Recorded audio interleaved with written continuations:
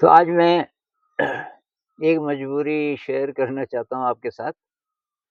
कि बहुत सारे दोस्त फ़ोन से बात करना चाहते हैं और इससे पहले ये चैनल तो चलो अभी बना 4-5 महीने हुए।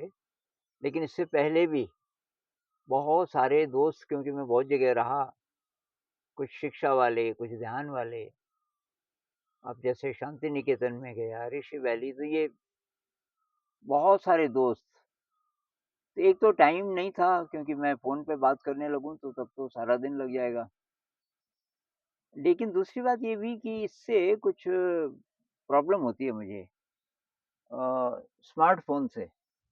लैपटॉप से ज़्यादा कुछ नहीं होता, लैपटॉप तो मैं काफ़ी यूज़ करता हूँ आजकल। पहले लैंडलाइन थी पुराने ज़माने में, तो उससे भी ख़ास मैं ख़ैर कभी-कभी फ़ोन करता था, लेकिन उससे भी कुछ नहीं होता था। लेकिन इससे अजीब-सी फ़ीलिंग आती है, थोड़ा सर दर्द जैसा, और काफ़ी देर तक मैं थोड़ा नॉर्मल नहीं हो पाता, इसलिए मैं इसको अवॉइड करता हूँ। हालाँकि फ़ोन मैं वैसे भी नहीं रखता था, पर इसका मुझे पता चला कि स्मार्टफ़ोन तो मेरे लिए ठीक है नहीं। तो फिर फिर यही हो सकता है कि आप जो भी बोलना चाहें ईमेल में लिख दें और मैं वीडियो बना सकता हूँ उसका। एक तो ईमेल पे ही जितना उत्तर मैं दे सकता हूँ वो दूँगा, तो दे भी रहा हूँ मैं। लेकिन एक और भी चीज़ हो सकती है कि उसपे वीडियो बन सकता है। तो आज ऐसे ही एक प्रश्न को लेकर के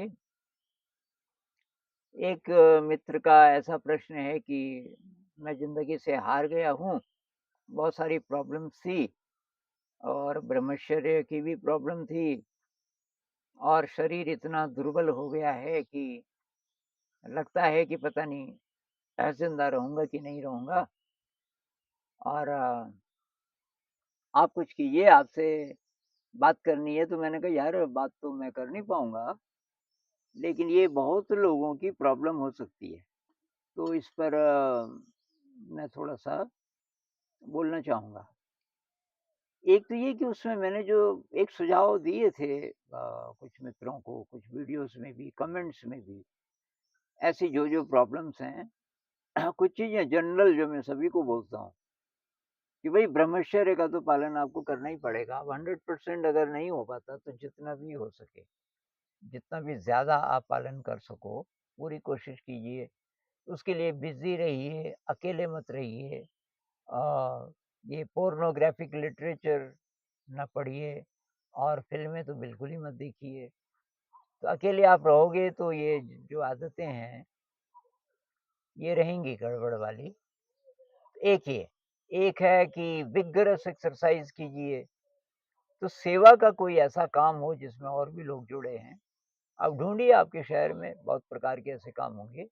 कुछ सेवा का काम कीजिए, जिसमें आप बिज़ी रहेंगे खाली जितना भी टाइम है।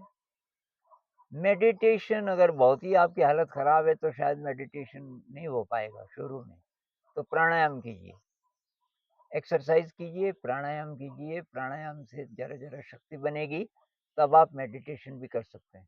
मतलब ट्राई तो कीजिए अभी भी, लेकिन ज़्यादा अच्छे रिज़ल्ट्स अभी आएँगे नहीं मेडिटेशन के। या तो नींद आ जाएगी, या बैठे हुए हैं, विचार ही चल रहे हैं, कुछ फ़ायदा हो नहीं रहा, क्योंकि शक्ति नहीं है शरीर में। तो वो शक्ति बनाने के लिए पहले प्राणायाम, खाने की तरफ लोग ध्यान ही नहीं देते।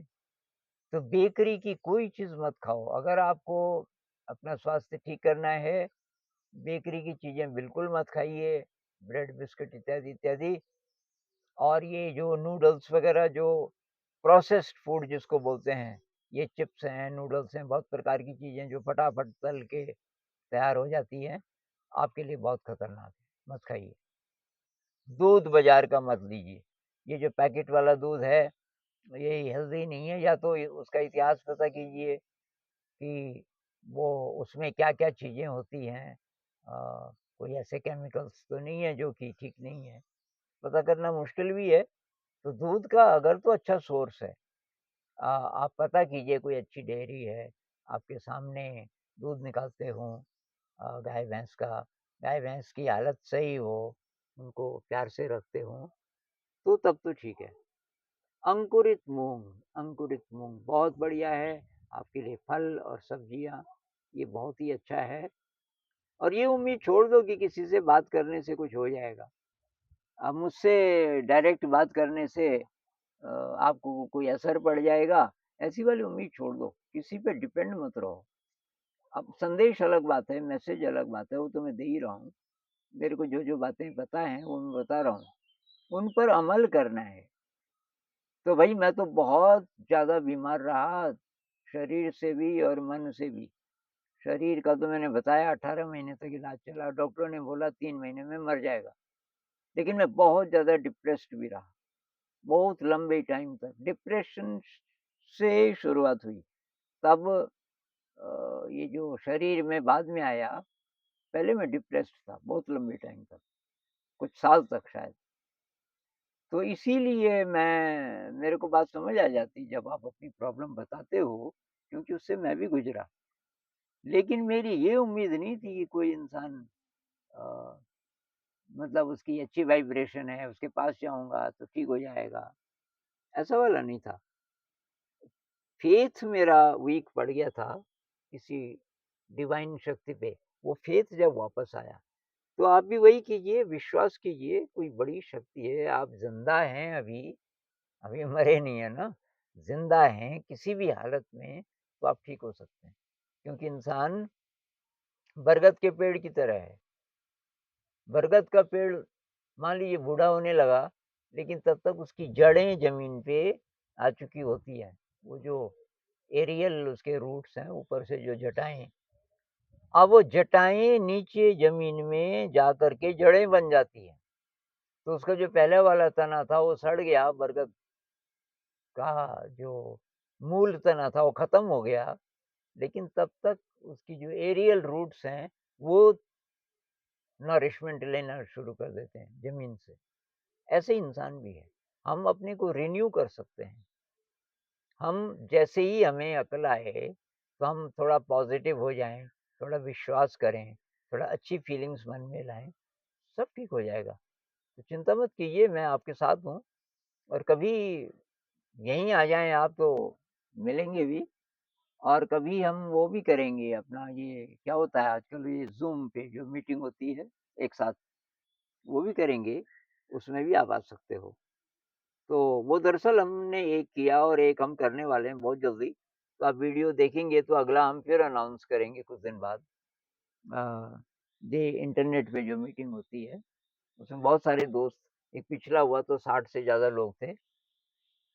तो आप उस पे भी आ सकते हो, अपने सवाल पूछ सकते हो और निराश मत हो। सबसे बड़ी दुश्मन ज़िंदगी में ये है निराशा, नेगेटिव इमोशन।